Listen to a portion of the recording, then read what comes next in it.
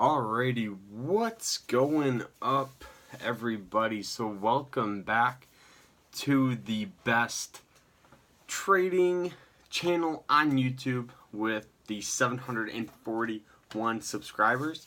So in today's episode, we're going to be doing something a little different, but not too different for you guys. We're going to be talking about how to pretty much get going trading as a college student, because getting going as a college student is a lot different than pretty much getting going as somebody who's already had working, or somebody that doesn't really have anything to do.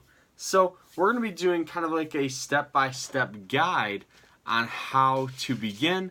Then we are going to kind of talk about some tips and tricks to kind of get going in the stock market here. So the first thing that I can recommend doing is learn as much as you can, because education is honestly the most important thing that you can begin to do. Because in the future, the more you learn, the more you're gonna earn. Now that, I'm sure that is kind of like cliche, but it's the honest truth. Now you can learn by a variety of different things. You can learn from books like mine up here. You can learn from YouTube videos like you're watching. You can learn from a podcast if you're listening to this on the Day Trading with Carter podcast. Now, you can learn a ton of different ways. Now, let's say you've tried reading a book, you've tried doing all this, still confused, then that's when I would say, all right, time to purchase a course, suck it up, pay the $200, $300, $400, $500, $600, pay the course. It's going to be a good long-term investment for yourself, and you can always go back and use it as a resource. Now, once you do that, you kind of get a good idea of what's going on. Now, the next thing you're going to want to do is watch what other people are doing. Now, I know that's kind of like a little different, but you're going to really want to see what type of trader you're going to kind of lean towards. If you're going to lean towards maybe a small cap trader like myself, then you're going to be watching YouTube videos like me. If you're going to lean towards large cap traders, you're going to lean towards different people. If you're going to not even trade stocks and trade Forex, then you should watch videos on that and find somebody who's doing that. So once you kind of figure out what you're doing, you're going to want to start pretty much finding a strategy. Now, finding and creating a strategy is like writing an essay. You're going to have pretty much just a sloppy rough draft. You're going to have a revised rough draft, and then the final copy. So pretty much three things you're going to need for creating a solid strategy, because you can easily watch somebody's YouTube video, boom, I got a strategy, I'm done. But it's not going to be designed to your trading style. So after you've kind of figure out what type of trader you are, then you're going to want to begin to paper trade. Paper trading is pretty much simulation trading.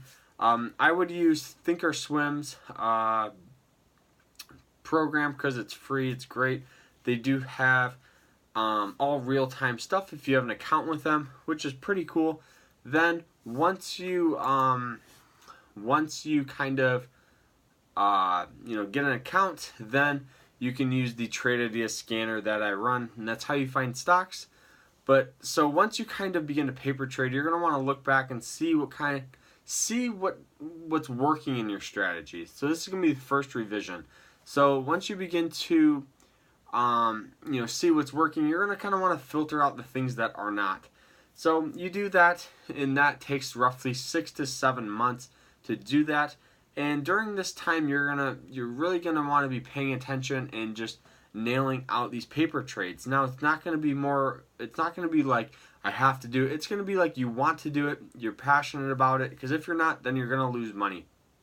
So once you figure out you're profitable as a paper trader, then you're going to want to start small. You're going to want to open up your first account with a very, very small balance, because this is going to be kind of getting your feet wet before you go in. Now, you could easily there's been countless amounts of time where traders have started small and frickin' got their account to $10,000, $15,000 within 6, 7, 8 months. But there's also been hundreds and a lot more times where your account gets blown up.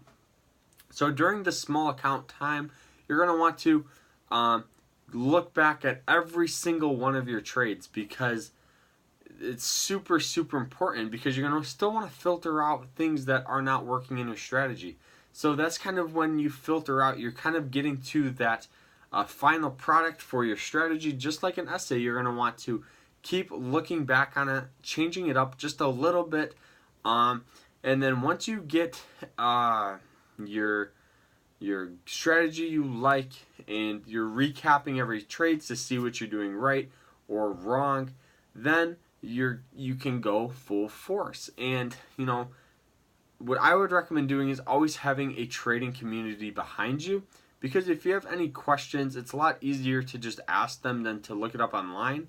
That's what I found out. It's just my opinion. You guys can join my chat room for free. I don't think you should have to pay for a community, because we're all learning together. We're all trying to make money, and it's difficult. And so putting on an extra 30, 40, maybe an hour trying to find a good community, rather than just kind of going into a chat room and watching what other people are doing. I think that's what you should be able to do. But so now, once you kind of get into this area, it's just going to be more of practice makes perfect, and still doing that first thing, which is education, because the more you learn, the more you're going to earn in the long term. So those are the step-by-step guide on how to kind of get going with it. The next thing that I would recommend, now, not really next thing, but the next thing we're going to be talking about is some tips and tricks on what I would recommend doing, especially starting out, and things you have to understand. The first thing is time management, because being a college student, it's stressful. You're going to be faced with partying. You're going to be faced with homework, tests, quizzes. So putting on something as hard as stock trading is going to be like trying to throw a brick through a freaking brick wall. It's going to be hard.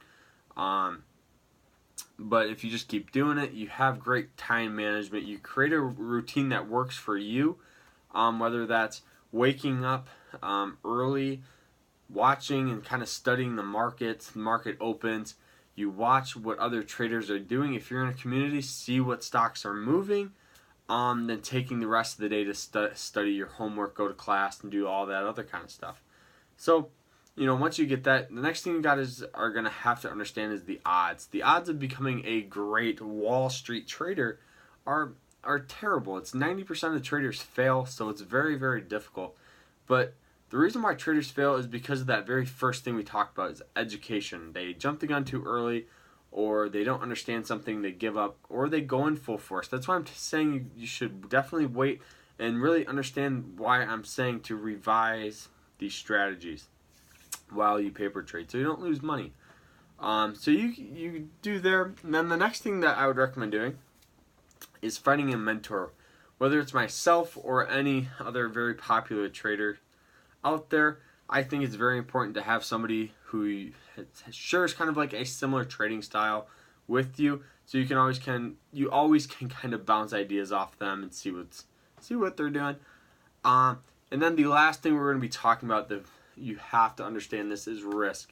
The reason why I'm talking about it last is so you guys can kind of get how hard I really, really mean it. So risk is super important. Anytime you invest your money, you're risking it, because it's just kind of the nature of the game. You buy a stock, you're risking a ton of money.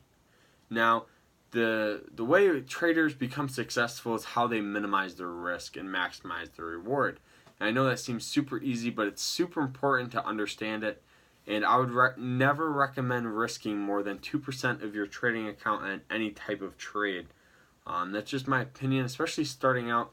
You're going to want to start out with a low budget trading service, maybe like Thinkorswim, or even Robinhood, but I don't recommend that for day traders so much. But I would definitely try to do it least cost effective as possible, so you're not paying $300-400 a month just on a service. But that is it though. So those are my tips and tricks on how to become a successful stock trader in college, and how to learn to trade these hard markets as a college student. So that is it, though. Remember to always stay happy, stay positive, and I hope you guys have a great rest of the week. And take care. And peace out.